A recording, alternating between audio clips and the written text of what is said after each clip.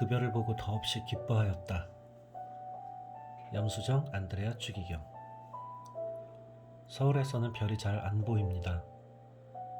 서울에서 별이 보이지 않는 이유는 조명이 너무 밝기 때문이라고 합니다. 그런데 사실 서울에서도 밝은 별은 얼마든지 볼 수 있다고 합니다. 서울에서 별이 안 보이는 이유는 보지 않기 때문이라는 것입니다. 우주의 신비는 모두 다 밝혀지지 않아서 우주에 존재하는 별의 숫자를 정확히 아는 사람은 없습니다. 오늘 복음에서는 그 많은 별 중에서 그분의 별을 발견하고 동방에서 온 박사들이 아기 예수님께 경배를 드립니다. 이스라엘 백성들은 수천 년 동안 자신들을 구원할 메시아가 오실 것을 믿고 기다리고 있었습니다.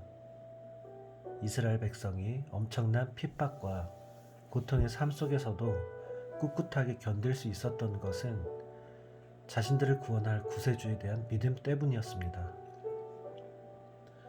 오늘 복음에 보면 구세주인 예수님께서 태어난 것을 가장 먼저 알아본 사람들은 역설적이게도 머나먼 지역에 살고 있는 동방의 이방인들이었습니다. 유다인들의 임금으로 태어나신 분이 어디 계십니까? 우리는 동방에서 그분의 별을 보고 그분께 경배하러 왔습니다. 동방박사의 말을 듣고 헤로데 임금을 비롯하여 온 이스라엘은 큰 혼란에 빠집니다. 동방박사들은 아주 먼 곳에 있었지만 구세주의 별을 보았습니다. 등잔밑이 어둡다고 합니다. 지척에 있던 유다인들은 그분의 별을 보지 못했습니다. 유다인들은 왜 별을 못 보았을까요? 혹시 너무 가까이 있어서였을까요? 아니면 욕심의 눈이 어두워서였을까요? 우리도 마찬가지입니다. 오늘 우리에게 그분의 별은 어디에 있을까요? 어쩌면 손이 닿는 가까운 곳에 있을지도 모릅니다. 우리 가족, 친지, 혹은 나의 마음일지도 모릅니다. 구세주께서 다시 태어나실 곳, 베들레헴은 바로 지금 여기입니다.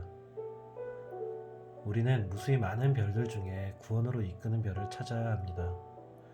물론 저절로 찾을 수는 없습니다. 동방 박사들처럼 많은 수고와 노력이 따를 것입니다.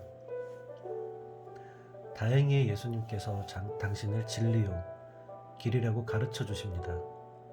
따라서 우리도 예수님을 보고 그분을 따라간다면 영원한 생명에 도달할 수 있습니다. 또한 한 발 더 나가서 우리 자신도 다른 이들을 영원한 생명으로 인도하는 그분의 별이 되어야 합니다. 아우구스티누스 성인은 주님을 찾는 방법은 네 안으로 들어가기만 하면 된다 라고 했습니다. 즉 구세주이신 주님은 우리 사이에 계시고 우리 마음 안에 자리 잡고 계신다는 것입니다. 우리는 우리의 삶 속에서 하느님을 알아보아야 하며 오로지 하느님께만 모든 희망을 두어야 합니다. 우리는 살면서 무엇을 보고 무엇을 찾고 있습니까? 올 한 해 나와 이웃 안에서 그분의 별을 발견하기를 소원합니다. 하나 더 읽어드릴게요. 잠깐만요.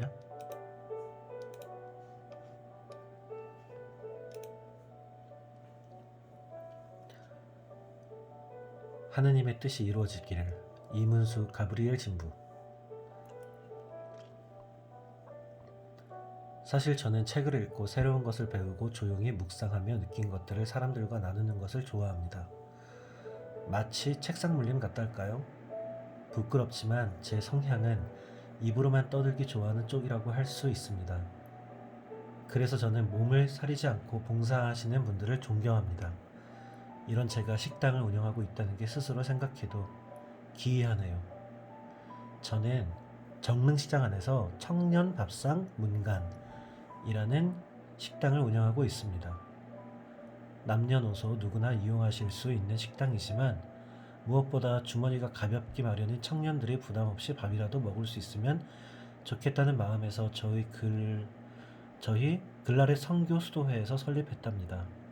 2015년 여름 서울의 한 고시원에서 생활고의 굶주림과 지병으로 세상을 떠난 청년에 대한 뉴스가 떠들썩하게 보도되었습니다. 가슴 아픈 뉴스를 접하신 전교 가르멜 수녀회의 강세실리아 수녀님께서는 청년들을 위한 식당이 있으면 좋겠다는 생각을 하셨고, 우여곡절 끝에 저에게 청년들을 위한 식당을 만들어 달라고 제안 아닌 제안을 하셨습니다. 저 또한 안타까운 뉴스에 가슴 아파했었기에 수녀님의 제안에 공감했고, 그날 저녁 수도회의 신부님들에게 전했더니 모두 찬성하셔서 시작할 수 있었습니다. 수도회는 저를 가칭 청년식당의 책임자로 임명하였고, 저는 험난한 장사의 길로 접어들게 된 것이죠. 그렇게 시작된 식당은 2017년 12월에야 영업을 시작할 수 있었으니, 느긋함이라 포장하는 저의 게으름과 책상 물림 같은 기질로 인해 준비 시간이 상당히 길었습니다. 식당을 시작하고서 뜻하지 않게 많은 분들의 관심을 받고 분에 넘치는 칭찬도 들었습니다.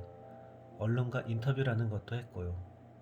어느 기자님께서 평소에 요리를 좋아하고 청년들을 많이 생각하셨느냐고 질문하셨는데, 문득 내가 어쩌다 이 일을 하게 되었지 하고 생각하게 되었습니다. 이미 밝힌 대로 저는 몸을 쓰기보다는 입만 쓰는 걸 좋아하기 때문입니다. 저희 성향대로라면 광구장 신부님께서 청년식당의 책임자로 임명하셨을 때 자연스레 거절했을 테니까요. 식당 일이란 게 할 일이 태산입니다. 그래서 저는 하느님께 홀렸었구나 하는 생각이 들었습니다. 아시시 프란치스코 성인께서는 관상 생활을 원하셨다고 합니다. 반면에 글라라 성녀께서는 만방에 두루다니며 복음 선포를 바라셨다고 하죠. 그러나 우리들이 익히 아는 대로 두 분은 반대의 삶을 사셨습니다. 하나님께서 그리 이끄신 것이죠. 감히 두 분의 삶에 저를 비하려는 건 아닙니다. 다만 하나님께서는 제가 좋아하고 익숙한 삶에 놔두시지 않고 반대의 삶으로 내몰으신다고 느끼게 되었다는 것입니다. 지난 1년 짐작조차 못했던 코로나19의 세상을 보낸 우리에게 올해 주님께서는 무엇을 마련해 놓고 계실까요?